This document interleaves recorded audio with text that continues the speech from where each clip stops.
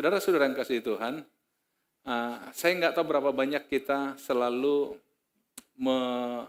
melihat hidup kita dan membandingkan di masa lalu. Misalnya, 20 tahun lalu seperti apa, 10 tahun lalu seperti apa, tahun lalu seperti apa, hari ini seperti apa.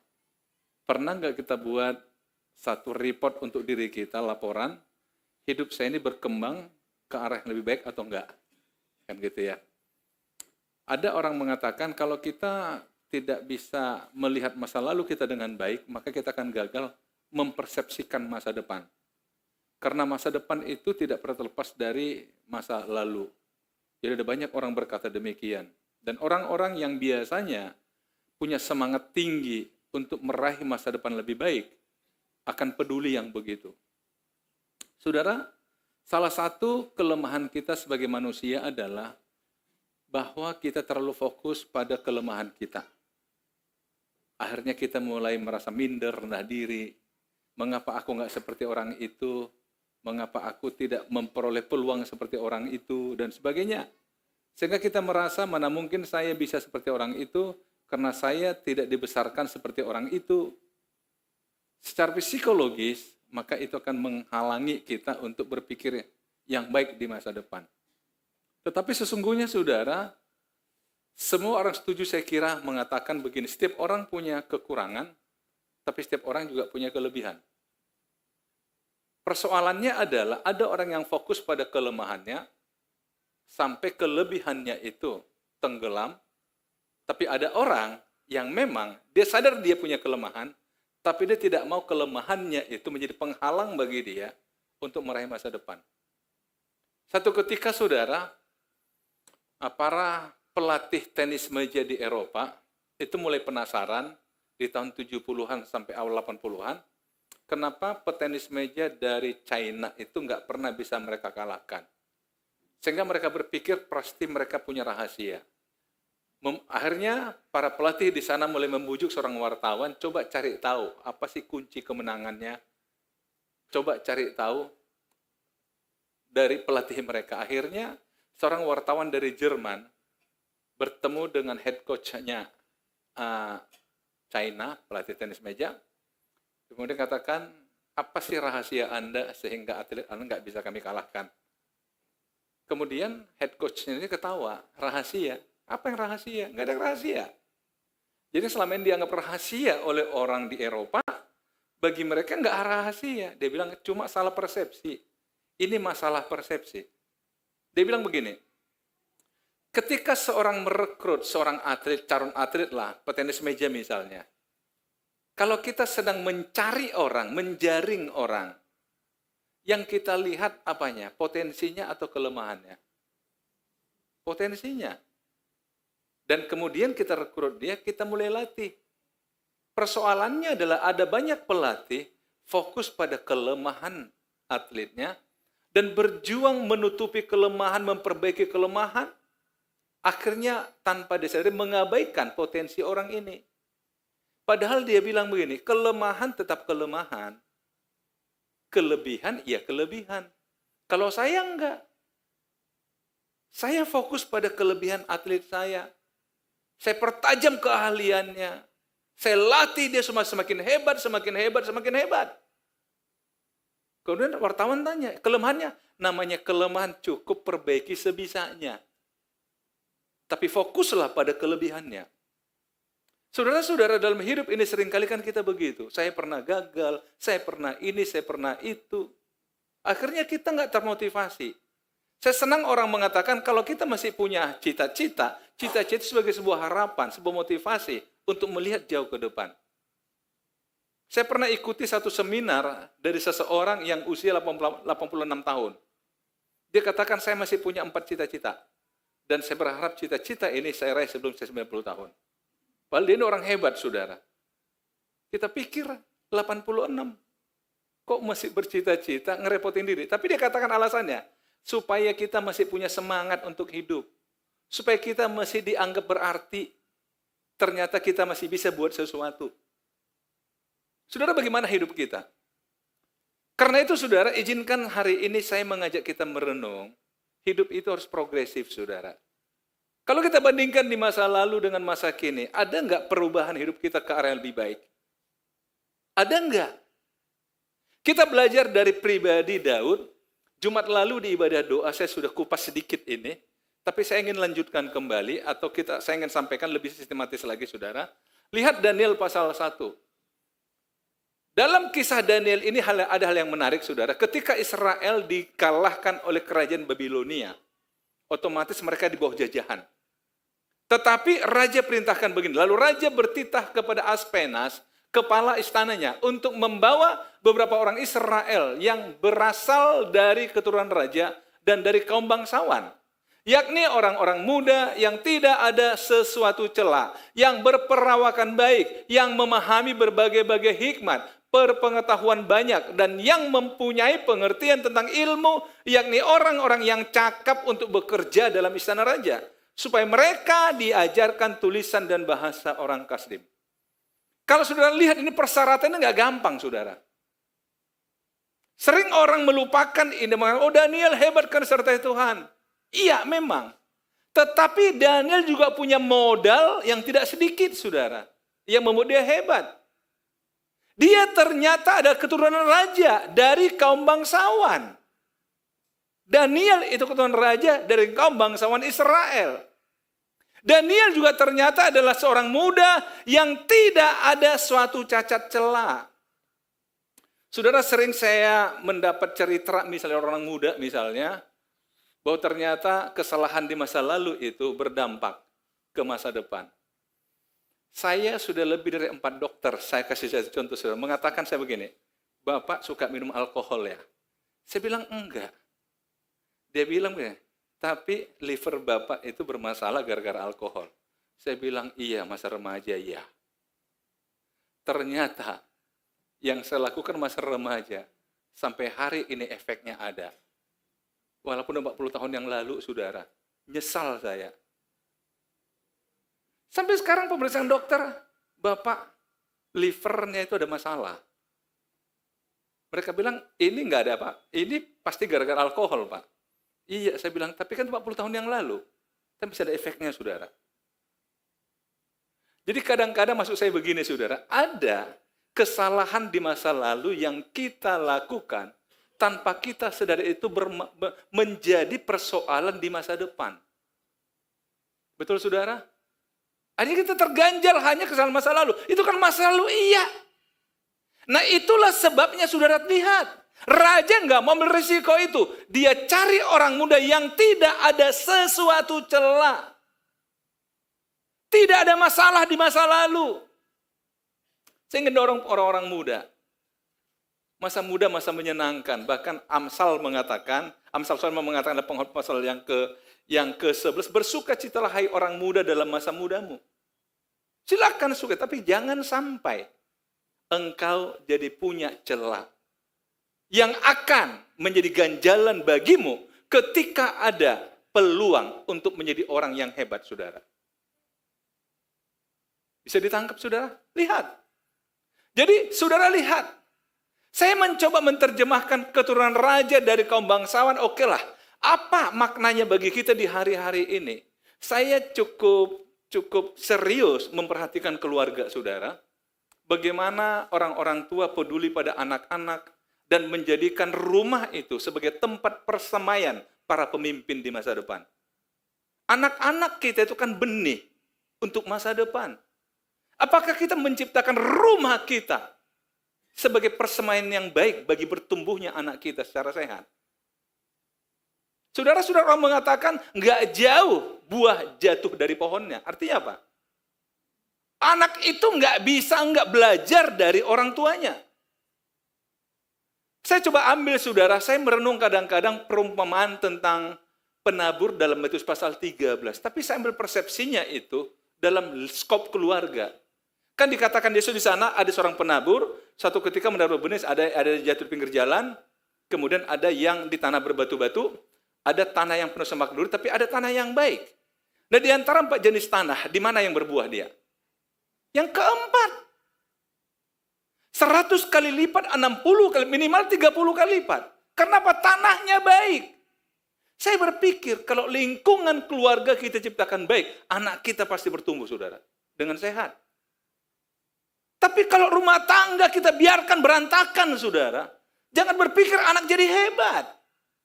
Tolonglah orang-orang tua, jadikan rumah tangga itu sebagai tempat anak bertumbuh secara sehat.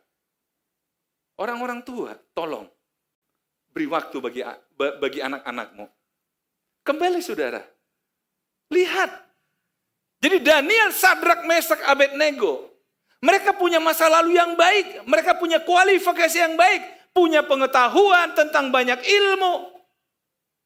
Sekarang ini saudara-saudara nggak bisa lagi kita mengatakan, saya kan sekolah saya bidang ini, tapi nggak bisa. Harus juga menguasai bidang ilmu yang lain. Sebab semua sekarang sudah terkoneksi, saudara. Nggak bisa. Saudara pebisnis harus mengerti bukan hanya masalah bisnis, tapi juga masalah hukum dan sebagainya, masalah sosial dan sebagainya. Betul? Pendeta apalagi? Saudara-saudara, berbagai-bagai ilmu. Karena itu saudara, kalau kita bicara kualifikasi, persyaratan untuk bisa hidup progresif, yang pertama adalah memiliki kualifikasi. Memiliki kualifikasi. Pastilah saudara, kalau orang punya kualifikasi, itu seperti benih yang baik. Ditaruh dimanapun, dia bisa jadi, saudara. Saya senang orang-orang tua berkata begini, saya percaya sama anak saya, kemanapun dia pasti jadi. Sebab saya sudah latih dia. Saya tahu siapa dia. Dia punya karakter. Tapi kalau nggak punya itu, saudara, orang tua akan gelisah terus. Anaknya pergi kemana, aduh gimana-gimana ya. Nanti kalau gimana-gimana. Betul? Gimana saudara? Yang pertama, memiliki kualifikasi.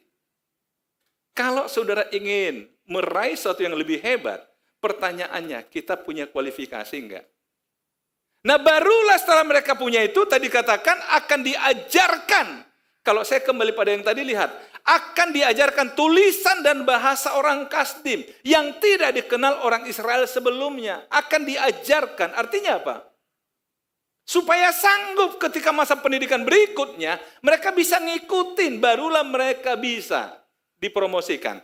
Nah yang kedua saudara, di dalam ayat 8, Daniel berketetapan untuk tidak menajiskan dirinya dengan santapan raja dan dengan anggur yang biasa diminum raja. Dimintanya lah kepada pemimpin pegawai istana itu supaya ia tak usah menajiskan dirinya. Saudara lihat, berketetapan hati untuk tidak menajiskan diri. Mungkin saudara bertanya, ada apa? Ada apa dengan makanan raja? Saudara, di masa lalu umumnya sebelum daging itu dimasak, diolah, itu dibawa ke rumah potong.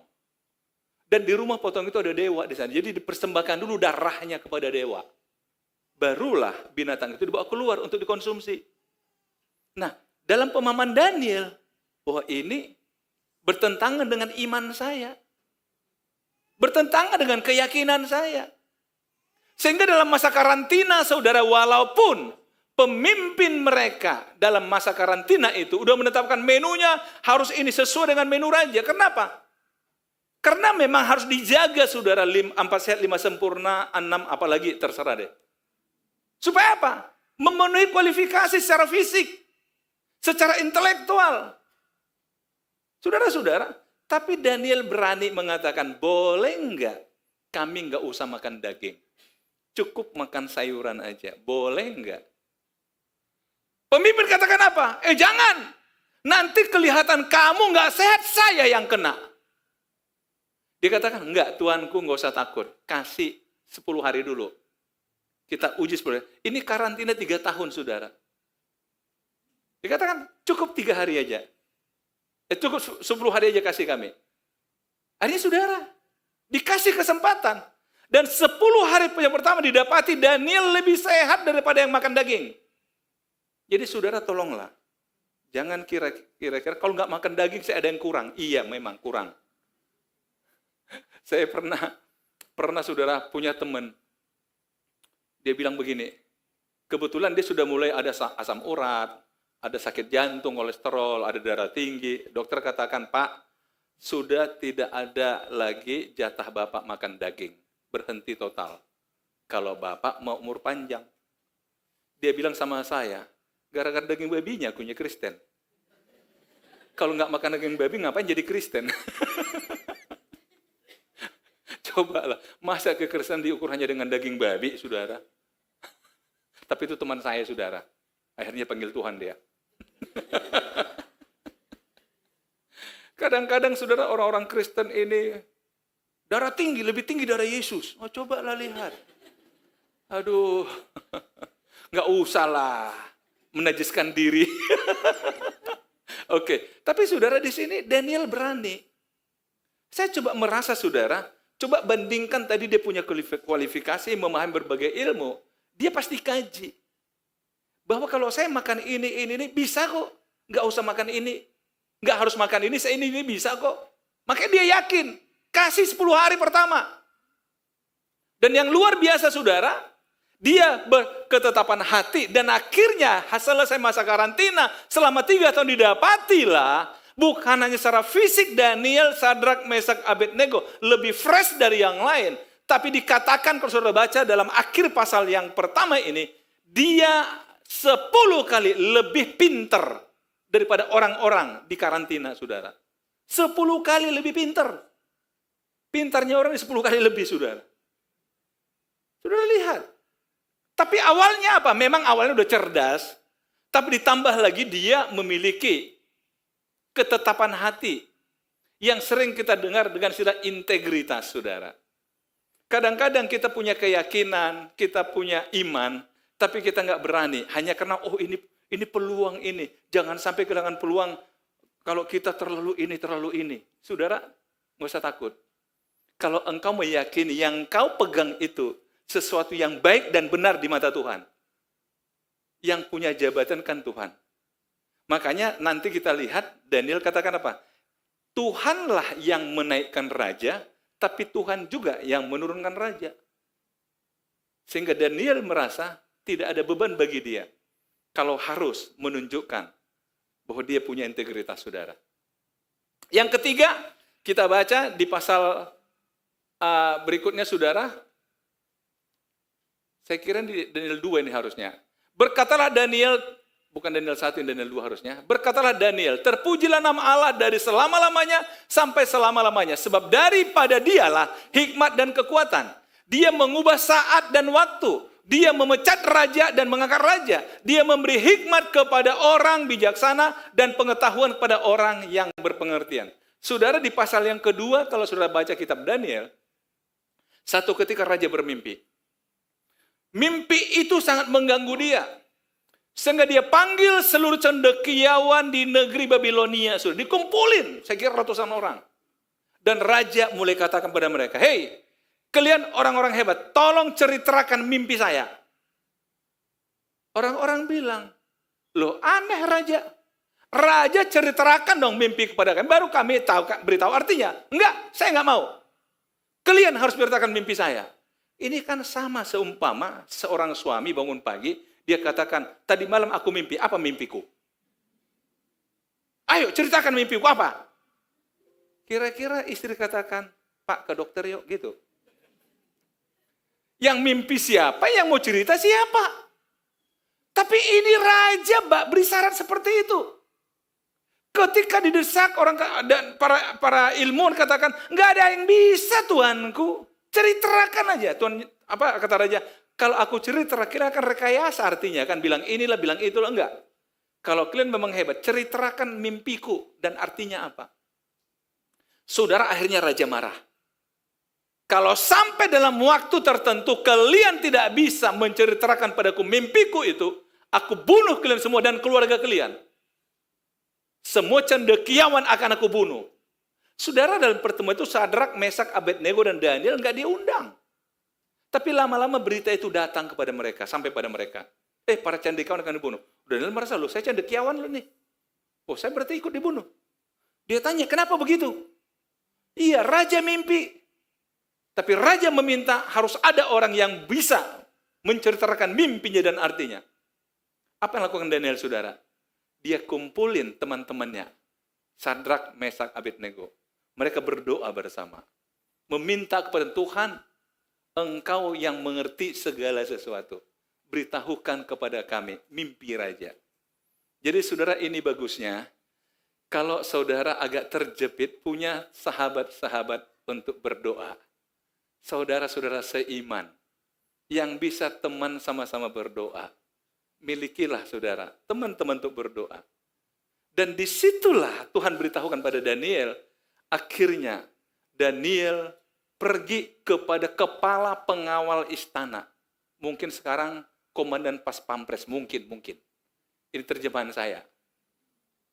Yang ditugaskan untuk mencari para cendekiawan ini dan membunuh mereka. Kemudian Daniel katakan, Tuanku, tolong bawa saya ketemu raja. Supaya saya beritahukan pada dia mimpinya. Nah, ketika di hadapan raja itulah Daniel berkata ini. Bisa ditangkap saudara? Daniel berkata begini, terpujilah nama Allah dari selama-lamanya sampai selama-lamanya, sebab daripada dialah hikmat dan kekuatan. Dia mengubah saat dan waktu. Dia memecat raja dan mengangkat raja. Dia memberi hikmat kepada orang bijaksana dan pengetahuan kepada orang yang berpengertian. Daniel katakan, Raja, engkau dapat kasih karunia Allah. Tuhan beritahukan kepada engkau apa yang terjadi berapa waktu ke depan. Kemudian Daniel menceritakan detail mimpi raja.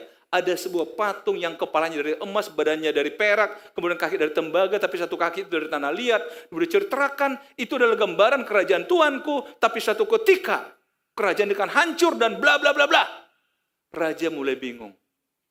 Dari mana kamu tahu? Dia katakan, Tuhanku yang beritahukan kepadaku. Artinya apa? Sepintar-pintarnya Daniel, walaupun dia 10 kali lebih pintar, tapi dia tetap mengakui kedaulatan Allah. Amin, saudara.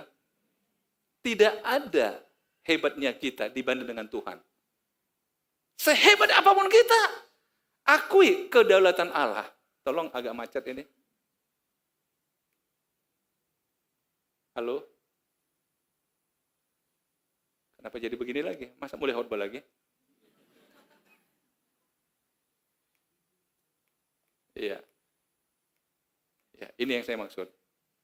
Jadi saudara, mengakui kedaulatan Allah. Jadi 3 syarat ini saudara untuk hidup progresif. Yang pertama, memiliki kualifikasi. Jangan pernah berhenti belajar. Amin saudara. Banyak cara untuk belajar. Yang kedua, miliki hati, miliki integritas. Jangan korbankan Tuhan, jangan duakan Tuhan. Dan yang ketiga, akui bahwa Tuhan berdaulat atas apapun di dunia ini. Amin. Tuhan Yesus memberkati kita.